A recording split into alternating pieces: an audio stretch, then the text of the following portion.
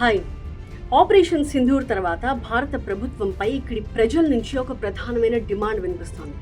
అదేంటి అంటే సెలెబీ అనే సంస్థతో మనకున్న అన్ని ఒప్పందాలు రద్దు చేసుకోవాలి విత్ ఇమీడియట్ ఎఫెక్ట్ అని. ఇంతకీ ఈ సెలెబీ అంటే ఏంటి, ఇది ఎక్కడి సంస్థ, ఎందుకు ఈ డిమాండ్ వినిపిస్తోంది మాట్లాడుకుందాం.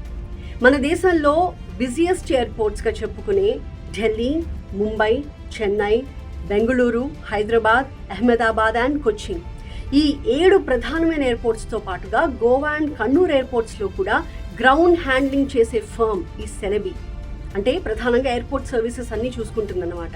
ఎయిర్పోర్ట్ సర్వీసెస్ అంటే passenger services, load control, inflight operations, ramp services, postal and cargo services, వీటితో పాటుగా warehouse and bridge services, ఇవన్నిటినీ మానిటర్ చేసేది ఈ సెలెబీ అనే సంస్థ.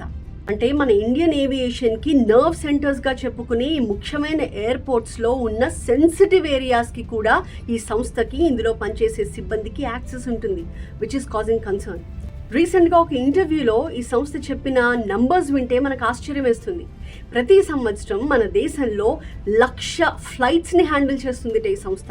అలాగే 550,000 టన్నుల కార్గోని హ్యాండిల్ చేస్తుంది.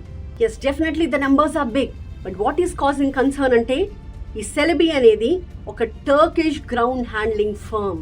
రీసెంట్గా భారత్ పాక్ మధ్య ఉద్రిక్తతల నేపథ్యంలో తుర్కీయే ఎలాంటి స్టాండ్ తీసుకుందో మనమంతా చూస్తున్నాం. గతంలో భారత్ ఆపన్నహస్తం అందించింది అన్న విషయాన్ని కూడా పూర్తిగా మర్చిపోయి పాకిస్తాన్ వైపు నిలబడింది, పాకిస్తాన్కి సపోర్ట్ చేస్తోంది. భారత్ పట్ల ఎంత కృతజ్ఞతతో వ్యవహరిస్తోంది అన్నది ఇక్కడ మనం అంతా గమనించాలి. అటువంటి కుటిల నీతిని పాటిస్తున్న దేశానికి సంబంధించిన మూలాలున్న సంస్థ మన దేశంలో, అందున అత్యంత కీలకమైన ఏవియేషన్ సెక్టర్లో చాలా సెన్సిటివ్ ఆపరేషన్స్ని హ్యాండిల్ చేయడం కరెక్టా, సమంజసమా, అవసరమా ఈ సంస్థతో మనకి ఒప్పందం? అందుకే ఇమ్మీడియట్గా ఆ ఒప్పందాన్ని రద్దు చేసుకోవాలి అన్న డిమాండ్ వినిపిస్తోంది. అయితే కేంద్ర ప్రభుత్వం ఈ విషయంలో ఇంకా ఆలోచనలు చేస్తోంది, దీనిపై చర్చిస్తోంది. కానీ సోషల్ మీడియాలో ప్రజలు చాలా క్లియర్ మ్యాండేట్ ఇస్తూ ఉన్నారు.